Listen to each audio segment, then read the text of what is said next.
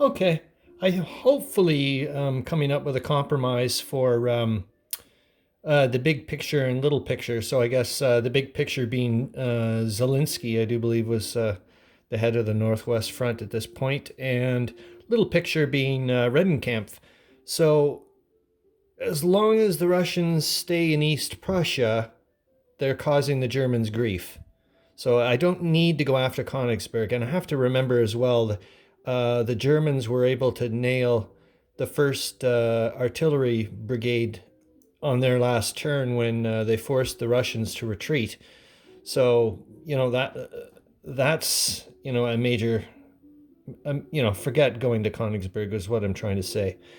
And to help the little picture, now withdraw towards good defensible terrain. So if I kept the 40th Infantry Division there just because I don't want to fall back too much.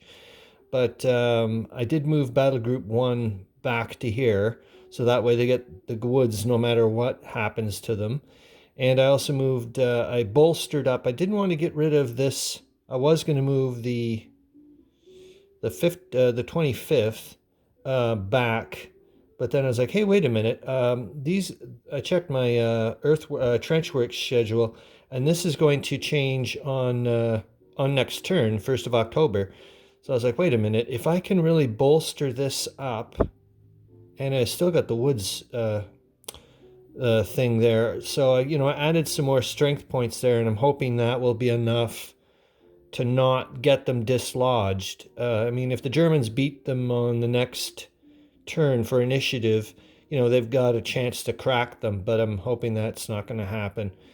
And this is pretend in a sense. This is actually a 2 hex gap, but I'm hoping that these zones of control here, because there's a 72nd reserve there, because as you know, the headquarters don't have zones of control, but I moved the first and the second over here because since the lines of communication have been cut, the movement allowance length or whatever for a line of supply has been reduced down to 3 for attacks. So yeah, so I brought the 1 and the 3 over here. They've each got a strength point each, but I think I've got the 4s all right here too, because I've got 11 points worth or something like that here. Yeah, 11 points because that one's got the 1 point for the 12.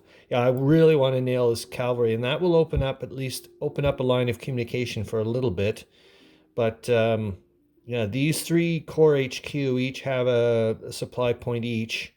So all 3 will be supplying that attack. And then I move the Army HQ from there to here just to protect it, just in case things don't go well. And I just don't have enough strength points, man, to take on these 2 cavalry. I mean, come on.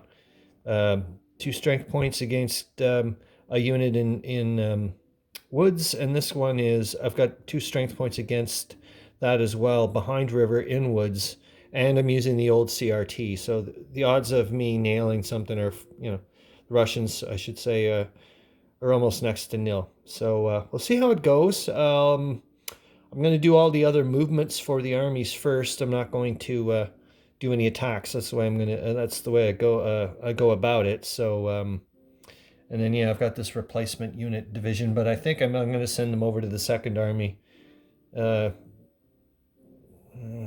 Yeah, I think so. We'll go that way. Yeah, because I still need to figure out what the hell to do with this thing. Jesus, Murphy. All right.